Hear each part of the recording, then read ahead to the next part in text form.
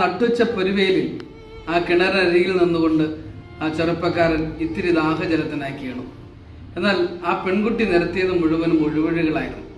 നീ യഹൂദനാണ്, കിണറിന് ആഴം കൂടുതലാണ്, പാത്രമില്ല, അങ്ങനെ ആ നാവ് നനയ്ക്കാൻ ഒരു ഇറ്റി വെള്ളം പകർന്നു കൊടുക്കാനായിട്ട് വല്ലാതെ മടിച്ചു നിന്ന അതേ പെണ്ണ് തന്നെ കുറേ കഴിയുമ്പോൾ ആ ദേശത്തിന് മുഴുവനും ദാഹമകറ്റാൻ മതിയായ ഒരു മഹാനദിയായി പരന്നൊഴുകുന്നതിൻ്റെ ചിത്രം യോഹന്നാന്റെ സുവിശേഷം 4-ാമത്തെ അധ്യായത്തിൽ നമ്മൾ കാണുന്നുണ്ട്.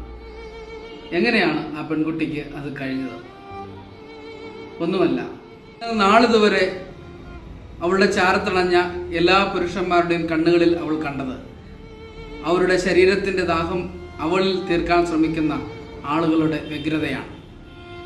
എന്നാൽ ഈ കിണറിൻ്റെ അരികിലെത്തിയ ചെറുപ്പക്കാരൻ്റെ കണ്ണിൽ അവൾ കണ്ടത് ഈ ലോകത്തിലെ എല്ലാ ജനത്തിൻ്റെയും വീണ്ടെടുപ്പിനുള്ള ദാഹമകറ്റാനുള്ള സ്നേഹത്തെയാണ്.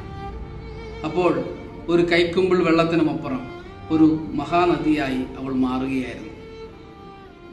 നോമ്പ് ഒരു ചാരത്തണയിലാണ്.